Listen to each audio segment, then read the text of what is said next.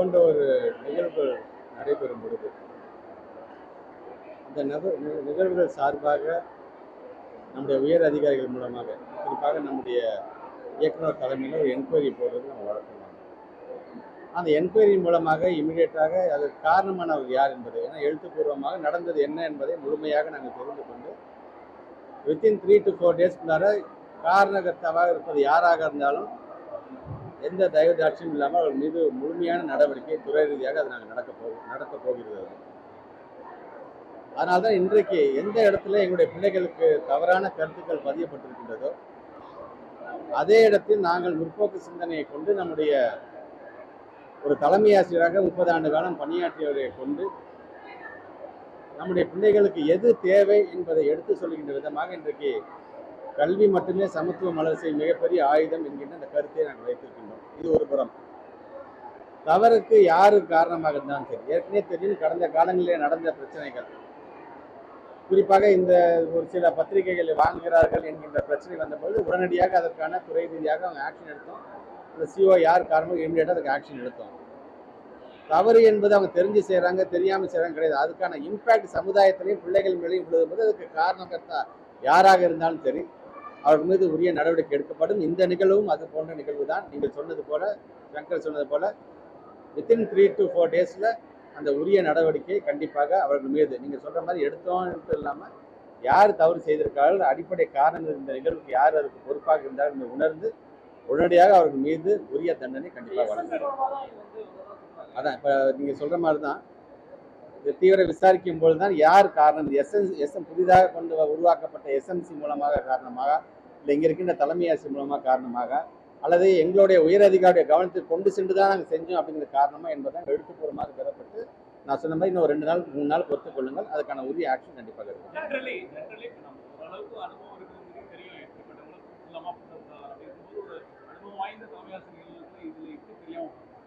பொதுவாக நம்ம அசோக் நகர்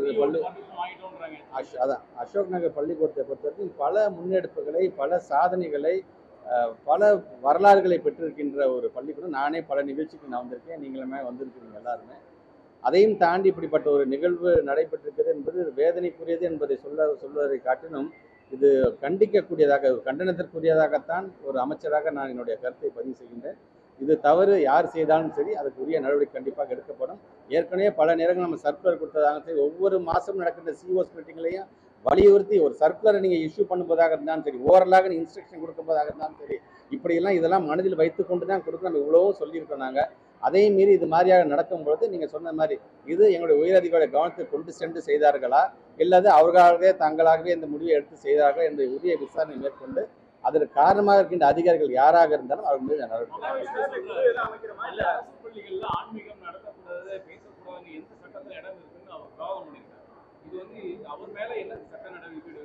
நானும் நம்முடைய ஆசிரியர், தமிழ் ஆசிரியர் சங்கர் சார், அதனால தான் இன்னைக்கு குறிப்பாக கூட்டிகிட்டு வந்தது காரணம், ஆசிரியர் இனம் என்பது எப்படி இருக்க வேண்டும் என்பதற்கு நம்ம சங்கர் சார் மாதிரி ஆளுங்க அதை நீங்கள் உதாரணமாக எடுத்துக்கொள்ள வேண்டும். கண் பார்வை இல்லை என்று சொன்னாலும் தன்னுடைய கல்வி அறிவை கொண்டு எப்படி கேள்வி கேட்டாருங்கிறதே எனக்கு அவ்வளோ ஒரு பெருமையாக இருக்கின்ற. அதனால தான் இந்த மேடையில் அவர் ஏற்ற வேண்டும் என்று நான் ஆசைப்பட்டேன். நான் இது நீங்கள் சொன்னது போல் அவரிடம் அவர் வாக்குவாதம் செய்திருக்கிறது எல்லாம் நானும் அவர்கிட்ட தனிப்பட்ட முறையில் கேட்டிருக்கேன் நான். பட் அவர் அது சார்ந்து அதுக்கான கம்ப்ளைண்ட் கொடுக்காது அவருடைய விஷயம், அது அவருடைய இஷ்டம் என்று சொன்னாலும் எங்களை பொறுத்த வரைக்கும் அந்த காணொலியின் மூலமாக பார்த்ததை வைத்துக்கொண்டு கண்டிப்பாக அவர் மீது, அந்த மகாவிஷ்ணு என்று சொல்லக்கூடிய அந்த நபர் மீது கண்டிப்பாக உரிய நடவடிக்கை எடுக்க வேண்டும் என்பதுதான் துறை அமைச்சர். ஏன்னா இது ஏன் ப்ரொமிசஸ், ஏன் ஏரியாவுக்கு நீ வந்து நீ பேசிட்டு போயிருக்கிறீங்க, என்னோட ஆசிரியரை வந்து நீ வந்து அவமானப்படுத்திட்டு போயிருக்கிற, அதனால ஒன்றை நான் அவ்வளோ சீக்கிரம் நான் சும்மா விட மாட்டேன் என்பதை இந்த நேரத்தில் அடுத்த திட்டமாக தெரிவித்துக்கிறேன்.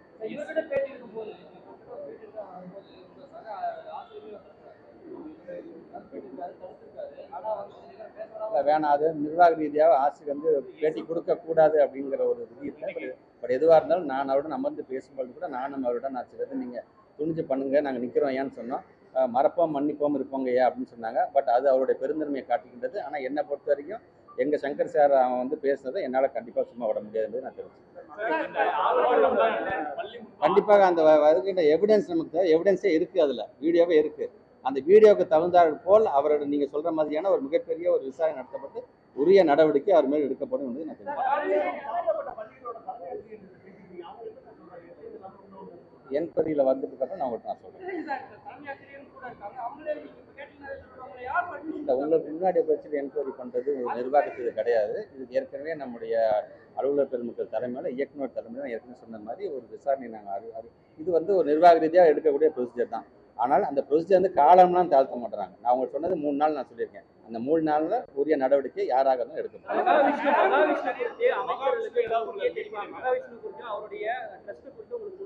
இல்லை, நீங்கள் வந்து இந்த ஃபோட்டோ வச்சு நீங்கள் கேட்குறீங்க. அது எல்லா அமைச்சரையும் பார்க்குறாரு. எனக்கு விசிட்டர்ஸ்ன்னு பார்த்தீங்கன்னா ஒரு நாளைக்கு 100 பேர் பார்க்குறேன். ஆளாளுக்கு வந்து ஃபோட்டோ எடுத்து போகிறாங்க. எதுக்காக வராங்க, எதுக்காக போகிறாங்கன்னு தெரியாது. பட் இருந்தாலும் இதையெல்லாம் மனதில் வைக்கணும். அதுக்காக அவர் வந்து ஃபோட்டோ எடுத்துட்டாங்கிறதுக்காக அனுமதி கொடுக்குறாங்கன்னா அது வந்து மிக மிக ஒரு தவறான செய்தி. திராவிட மாடல் அரசு நடத்திக்கிட்டோம். எந்த விதத்திலையுமே கொள்கையில் காம்ப்ரமைஸ் ஆகாத ஒரு இயக்கம் நாங்கள் தாங்கிறதுனால அது உங்களுக்கு நன்றாக தெரியும். ஒன்றிய அரசு கொடுக்குற பணத்துலேருந்தே நான் சொல்கிறேன். அவன் சொல்கிற NEP கூட எங்களுக்கு கொள்கை ரீதியாக நாங்கள் காம்ப்ரமைஸ் பண்ணி அந்த பணத்தை நாங்கள் வாங்கினீங்கிற அவசியம் கிடையாதுங்கிற மாதிரி தான் எங்களுடைய முதலமைச்சர் எங்களை வளர்த்துருக்கோம். அதனால நீங்கள் தயவுசெய்து அதையும் இதை நீங்கள் முடிச்சு போடலாம். இந்த மாதிரியான நபர்கள் ஒரு இன்டென்ஷனோட தான் செயல்படுறாங்க அப்படின்னு பார்க்க முடியுது. அதாவது நாங்கள் எல்லா அமைச்சர்களையும் சந்திக்கிறோம் அப்படின்னு ஒரு இன்ஃப்ளூயன்ஸை பயன்படுத்துறது. பேசக்கூடியவர்கள் அதான் நான் சொன்னேன். பேசக்கூடியவர்கள் யாராச்சும் மோட்டிவேஷன் ஸ்பீக்கர்ஸ் நீங்கள் கொண்டு வரீங்க, நல்ல எண்ணத்தில் கொண்டு வரீங்கன்னு ஆசிரியர் ஆசைப்படுறது தவறு கிடையாது. ஆனால் வரவனுடைய பேக்ரவுண்ட் எப்படி இருக்குது, அவன் எந்த மாதிரியான சமூகத்திலேருந்து வருகிறான், அவன் என்ன மாதிரியான அவனோட பேக்ரவுண்ட் இருக்குது, இதுக்கு முன்னாடி அவன் என்ன மாதிரியான உரைகளாம் நிகழ்த்தியிருக்கான்னு தெரிஞ்சுட்டு தான் அவங்க கூப்பிட்டுருக்கோம். தவறு இவர்கள் மேலே இருக்கின்றது, பள்ளி நிர்வாகத்தின் மேலே இருக்குது. ஆனால் அதற்கு அடிப்படை காரணம் யார், இவருக்கு அந்த தைரியத்தை அந்த அனுமதியை கொடுத்தது யார், அந்த அனுமதியை கொடுத்தவர்கள் யாராக இருந்தாலும் அவங்க மேலே நடவடிக்கை எடுக்கணும்.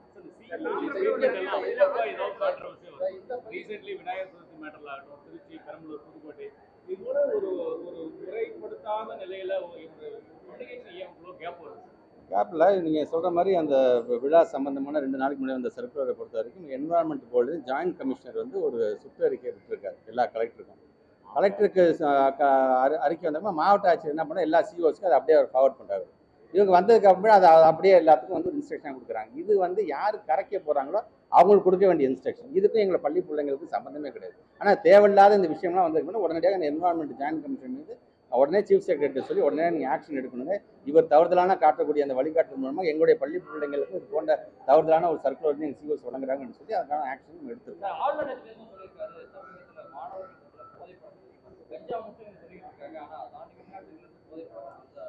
நேற்று கூட பத்திரிகை துறை நண்பர்கள் கேட்கும்போது கூட நான் பதில் சொன்னது தான்.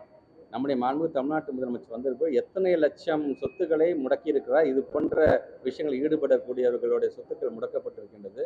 எத்தனை லட்சம் வழக்குகள் அவர்கள் மீது பாயப்பட்டது என்று இரும்புகரம் கொண்டு ஒவ்வொரு நாளும் இன்னைக்கு அதை அடுக்கி கொண்டு தான் இருக்கின்றார்.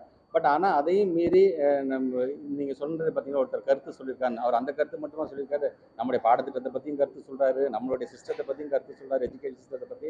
அவர் இதுக்கான ஒரு வேலையை தொடர்ந்து செய்து கொண்டிருக்காருன்னு தான் அதை பார்க்கணும்.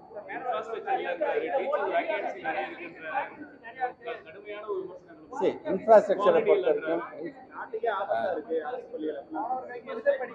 சரி, எல்லாரும் இங்கே வந்திருக்கீங்க, எல்லாருமே ஏதோ அரசு பள்ளியில் படிச்சிருப்பீங்கல்ல, உங்கள் வீட்டில் சொந்தக்காரங்களாம் அரசு பள்ளியில் படிச்சிருப்பாங்கல்ல, எல்லாம் வீணாக போயிட்டாங்களா?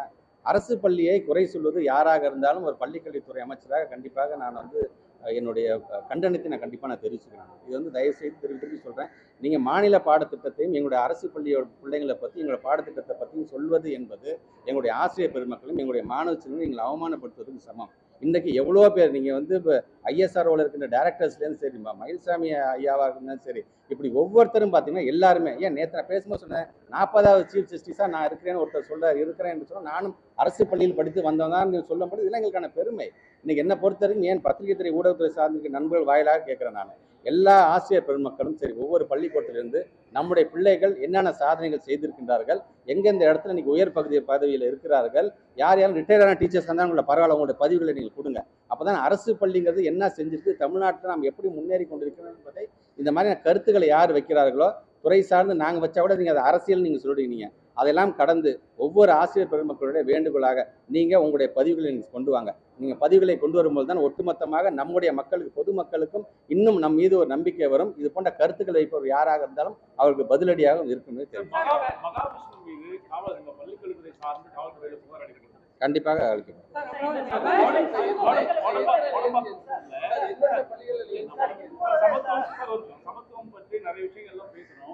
கோடம்பாக்கம் கவர்மெண்ட் ஸ்கூல்ல டீச்சர்ஸ் எல்லாருமே எக்ஸாம் ரூமுக்குள்ள போகும்போது செப்பல்லாம் வெளியில கழட்டி விட்டுட்டு உள்ள போகணும். டீச்சர்ஸ்லாம் இன்னைக்கு அனுப்பியிருக்காங்க. இது எந்த வகையில ஆசிரியர்கள் அடக்குமுறை பண்றது, சரி, நான் இதெல்லாம் பார்க்கறேன் எப்படி நான். வந்து அனுமதிக்கிறது, எப்படி ஏத்துக்கிறாங்கன்ற ஒரு கேள்வி நான் செக் பண்ணேன். இப்போ நீங்கள் சொல்கிறதுனால தெரியல, நான் விசாரிச்சுட்டு தான் முடியும். பாரம்பரிய அறக்கட்டளை மூலமா உங்கள்ட்ட பெட்டிஷன் கொடுத்ததா சொல்லப்படுது. இல்லைங்க, அது மாதிரிலாம் இல்லைங்க. வந்து ஃபோட்டோ எடுத்தார், சிலது வரும் கொடுத்துருக்காரு, சமூக ஊடகங்கள்ல பார்த்தேன். நான் அந்த ஃபோட்டோ வச்சு தான் அவர் கேள்வியும் கேட்டார், அதுக்கு நான் பதில் சொல்லிட்டேன். நான் என்ன மட்டும் இல்லை, பல அமைச்சர்களை, இதுதான் அந்த பெட்டிஷன். அதான் பல அமைச்சர்களை பார்க்குறாரு. அதில் வள்ளலார் சம்பந்தமான பாடப்புத்தகத்தை கொண்டு, வள்ளலார் ஒன்றும் கெட்டவர்களாம் கிடையாது, இந்த மாதிரிலாம் வரணும்னு சொல்லியிருக்காங்க. தவிர அது அப்படியே நம்ம வாங்கி நம்ம துறை ரீதியாக கொடுத்துருவோமே தவிர, துறை எங்களுக்கு என்ன அறிவுரை சொல்லுது, எங்களுடைய அலுவலர்கள் எஸ்சிஆர்டியை சார்ந்திருக்கின்றவர்கள் கண்டென்ட்டை பேஸ் பண்ணி தான் அதெல்லாம் கொண்டு வர முடியுமா, இதுக்கும் அதுக்கும் சம்மந்தம் இல்லை.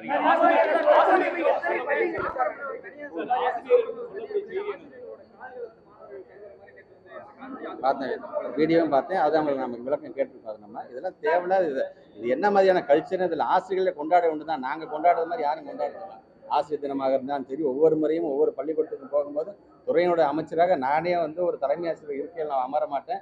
ஏன் டீச்சர்ஸோட சேர்ல கூட நான் உட்கார மாட்டேன், ஸ்டூடெண்ட்ஸில் உட்கார, எல்லாத்துக்குமே தெரிஞ்சதான். ஆனால் இது என்ன மாதிரியான கல்ச்சரே இதில் போய் அவங்களுடைய பாதத்தை கழுவுதெல்லாம் வன்மையாக கண்டிக்கக்கூடியது. இனி இது போன்று நடக்காத வண்ணம் என்ன மாதிரியான சர்க்குலர் கொடுக்கணும் கண்டிப்பாக